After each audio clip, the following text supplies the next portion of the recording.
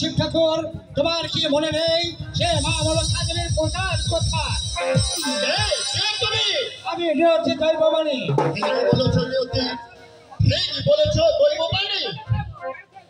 আছে আছে আমার কথা মনে তবে আর বিলম্ব না করে মা মনক্ষা দেবীর পুজোর জন্য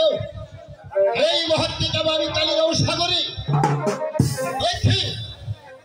ও আমি তো আর একা যাব না আমার বাড়িতে একটি নারদ মহামণি রয়েছে তাকে ডেকে আমার সঙ্গে নিয়ে যাব কোথায় নারদ মহামণি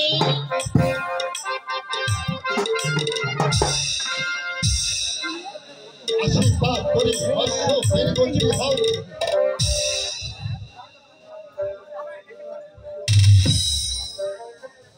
আমায় ডেকেছেন বলে হ্যাঁ দেখেছি অশ্ব কি জন্য বলে আর কি জন্য অশ্ব কি যেন ডেকে ডেকে বলছে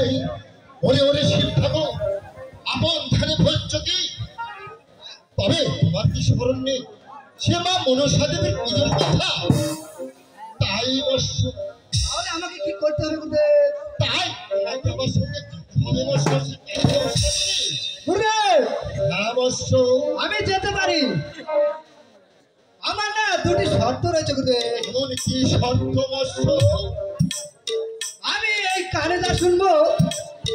সেটা না আমাকে শোনাতে হবে গুরুদেব আমি দুই চোখে যা দেখবো তা আমাকে দেখাতে হবে গুরুদেব আমি তাকেও রাজি তবু আমার সঙ্গে কি যেতে হবে গুরুদেব আরেকটি শর্ত রয়েছে গুরুদেব এমন কি মস্ত এই যে বহু দূরের পর আমি তো হেঁটে দিতে পারবো না গুরুদেব তাহলে কি করতে হবে মস্ত এই কাছে নারদ মহামণি তাহলে আমি তোমার মহামণিকে ডেকে নিয়ে হ্যাঁ এসো কোথায় পার্বতী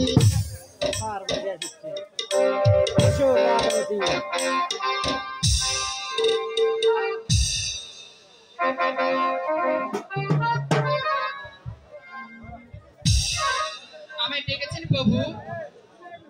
হ্যাঁ ডেকেছি পার্বতী কি জন্য ডেকেছে প্রভু আমার বাড়িতে যে পুরাতন পুষ্প রক্ষণা রয়েছে তা তুমি সেজে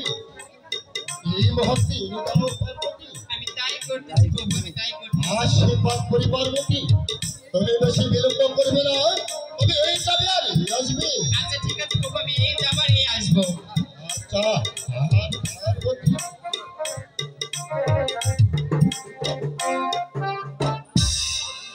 হ্যাঁ মহামণি এবার মামি ঠাকুরকে এই তো সে তো বিলম্ব করছে কেন এসেছো পার্বতী? হ্যাঁ বেশ, তাহলে তুমি অন্দর মহলে যাও পার্বতী। তুমি মন্দির গিয়ে পুজো সব ছিল আলোময় আলোময় করবি।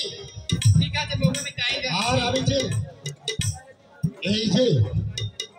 তুমি তো সবই কিছু জানো পার্বতী, হ্যাঁ ঠিক আছে প্রভু আসতে পারো। তাহলে আমি যাই প্রভু বেশ, তাহলে ঘুরে ও